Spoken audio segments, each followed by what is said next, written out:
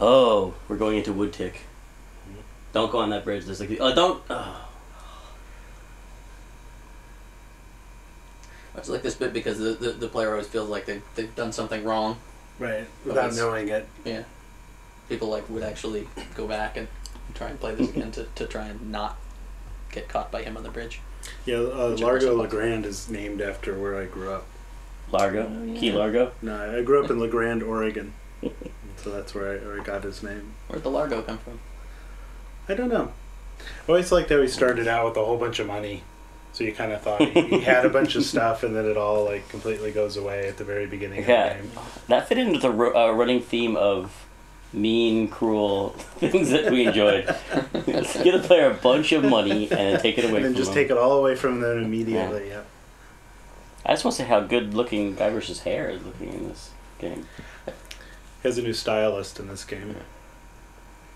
Look how big his eyes are in the... Okay, sorry. Wasn't the money thing inspired by just how much time you spent in the first game having to get money? Like, it was a really big thing, like, oh, you didn't have any money and you had to go to the circus and get a job and all that. And right. It's like, and this time, let's start them off with tons of money. More money than they know what to do, and then we're going to take it all away. Okay, here is the big premiere of iMuse.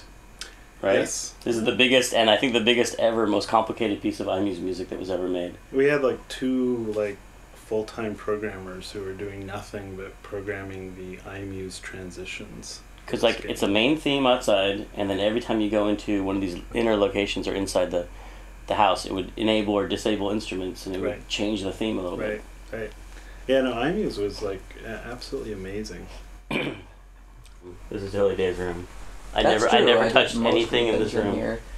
Did I do the laundry guy as well? Yeah. I definitely remember. I always got to write the men of low moral fiber. Yeah, those are mostly based on the three aspects of your personality. The three aspects Sloth, of my personality.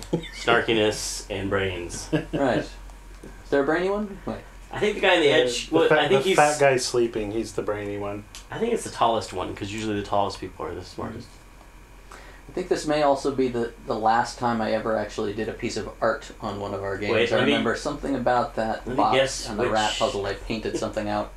Yeah. Well, this was back when programmers could actually do final art. Before the art union. Yes. Back when there were not that many colors in the game. Well, Monkey Island 2 is a huge kind of revolution in art, because Monkey Island 1 was just 16 colors, and then we were using the whole 256 color VGA palette for this. Because Peter Chan did all the markers, wasn't it? Yeah, we bought the scanner. This was the first. Peter Chan was new. He was like his name when we first hired Peter Chan was Scanboy. Right. And he scanned this first, and he used markers, and everyone was mad that he used markers because they wanted to use paint.